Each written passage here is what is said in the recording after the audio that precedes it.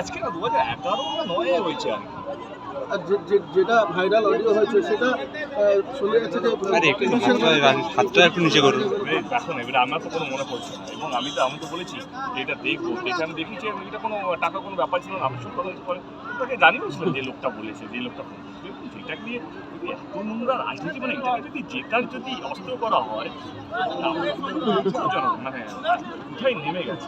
যে কণ্ঠস্বরটা মহিলার বলা হচ্ছে ওটা কি মহিলারই কণ্ঠস্বর না কণ্ঠস্বর মহিলা? কিন্তু আমি কোনো মহিলার সাথে কথা বলি, আমার তো কোনো মনে করছে না কোনো মহিলার সাথে আমি কথা বলি।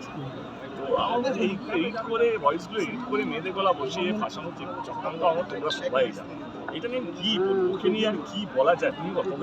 তোমরাও তো নিজেরা বোর হয়ে গেছো, রোজ একটা কিছু বার করে আরে বিচারা দেবকে, তোমরাই বলো কি আবার বিচারা দেবকে ফাঁসানোর চেষ্টা করছে। ঝাড়খণ্ড লোকসভা কেন্দ্রে 18 লক্ষ ভোটার, তো সব মিলিয়ে 22-25 লক্ষ হবে যারা ভোটার নয়। দাদা লালগঞ্জিটাকে সরব